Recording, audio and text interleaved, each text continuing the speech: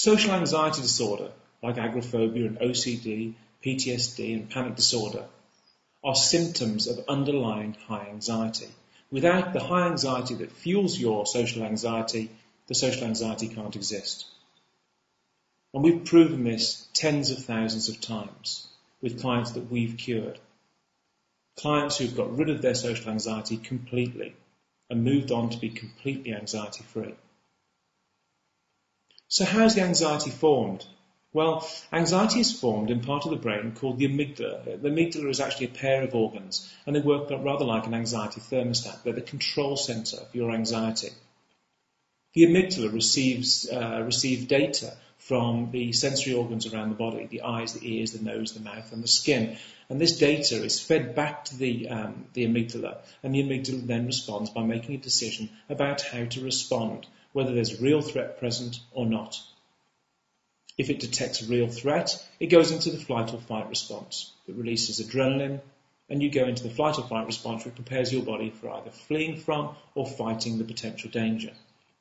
But you know that in social anxiety, there is no real danger present. Okay, you perceive your environment as fearful. Maybe you have to do a speech or go out in public, or maybe you have elements of agoraphobia. But ultimately, there is no real threat present. And you should be able to do these things without any high levels of anxiety. Well, your underlying anxiety disorder is fueling that anxiety. So if we can remove the anxiety and move it back down to a level that it was at birth when you were a child, then you should be able to move away from your anxiety and make a full recovery. And this happens time and time again. The way we do this is by providing an environment for change, an environment for recovery. What I mean by that is that we provide an environment that allows your sensory organs to feed data back to the subconscious mind and the amygdala, which tells it that it is completely safe. And by doing so, it comes to the realization that it is safe and that it can adjust your preset anxiety levels back down to a normal level.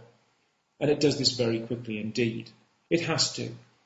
The emotion of fear is very adaptable. It has to, because as we go through life, we move from places that are totally relaxed and vacant of any fear to places that can be quite threatening. And as we move between those environments, it's vital that our anxiety levels fluctuate in order to provide us with protection from potential fears and potential dangers.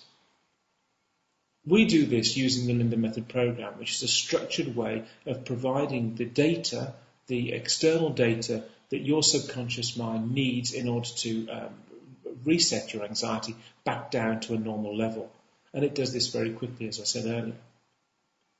It's very structured, it's simple, it's fast, and it works every single time. It can't fail because it is the process that every recovered sufferer has followed to become completely cured of social anxiety. There are many devices out there that claim to be cures for social anxiety, but they're not. These things are superficial. Medication doesn't work, CBT doesn't work generally. In isolation, none of these things can work because they don't address this process, this subconscious anxious process that I'm telling you about now. They don't get to it, in a targeted or direct way. They don't render those neural pathways of anxiety that you've built up by practicing being an anxious person obsolete. They just don't do it. But our process does.